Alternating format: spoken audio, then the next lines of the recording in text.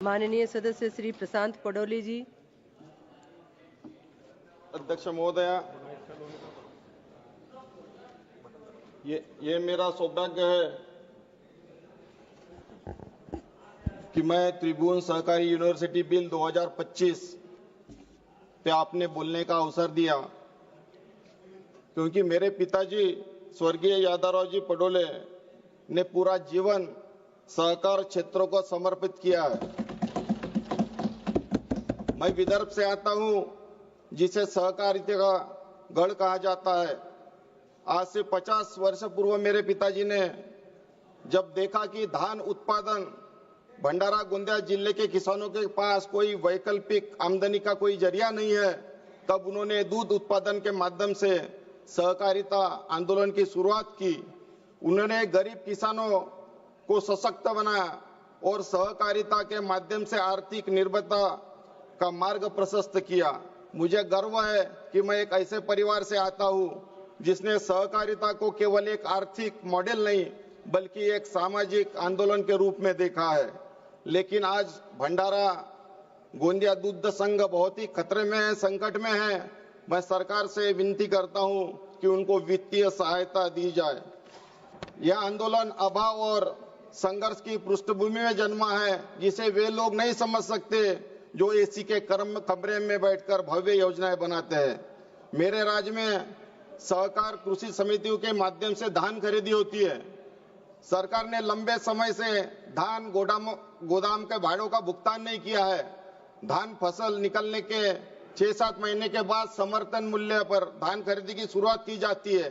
धान की वजन में जो गिरावट होती है उसके लिए सिर्फ आधा प्रतिशत दिया जाता है। धान के ढुलाई के लिए सबसे कम दर सिर्फ मेरे राज्य में दिया जाता है। हमारी सहकारी संस्थाएं किसान मजदूरों की आवाज ही रह गई है, लेकिन सरकार उन्हें अपने कठपुतली बनाना चाहती है।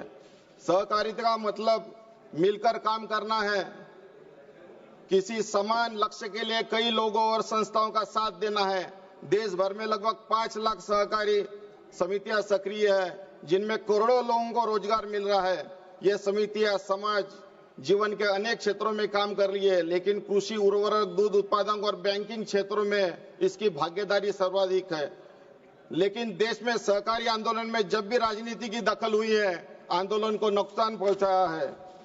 यह विधेयक स्पष्ट रूप से भारत के संविधान के अनुच्छेद 91C का उल्लंघन करता है, जो सभी को संघ, यूनियन या सहकारी समितियां बनाने की गारंटी देता है।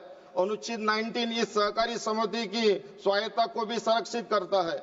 यह उल्लेख करना आवश्यक है कि राज्य के नीति के निर्देशक सिद्धांतों के अनुच्छेद 43B में यह कहा गया है, राज्य सहकारी समितियों के स्वैच्छिक गठन, स्वायत्त कामकाज, लोकतांत्रिक नियंत्रण और पेशेवर प्रबंधन को बढ़ावा देने का प्रयास करेगा और इस मामले में केंद्र सरकार एक स्वायत्त संस्थान के कामकाज को पूरी तरह से अपने हाथ में ले लेगी। यह संविधान के प्राविधानों और राजनीति के निर्देशक सिद्धांतों के विपरीत है। ये वे धारा 5 उपधारा 4 के तहत यह स्पष्टीकरण देना चाहते हैं कि स्वायत्तता की रक्षा की जाएगी, जबकि इस विधेयक का हर एक प्रावधान इरमा की स्वायत्तता छीनने का एक प्रयास है।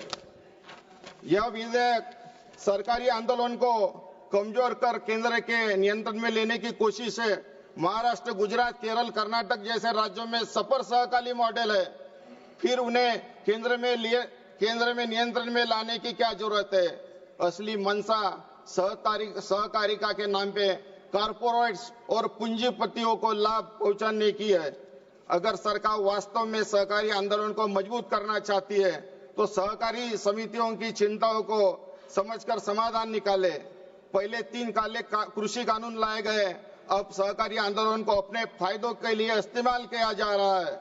सरकार को स्पष्ट करना चाहिए कि यह विश्वविद्यालय किसानों और सहकारी संस्थाओं के हित में काम करेगा, न कि कारपोरेट एजेंडों को आगे बढ़ाने के लिए। स्थानीय सहकारी आंदोलन को आत्मनिर्भर बनाना यही एक सही रास्ता है। दावों में चमक है, हकीकत में धुंधली छाई है। विकास के नाम पर फिर वही सियासी लड़ाई है। जो कल दरिया था अब रेत बन गया। सरकार और कोऑपरेटिव की भूख ने सब खो दिया। मैं इस विधेयक को विरोध कर दर्शाते हुए अपनी बात समाप्त करता हूं। धन्यवाद। जय हिंद।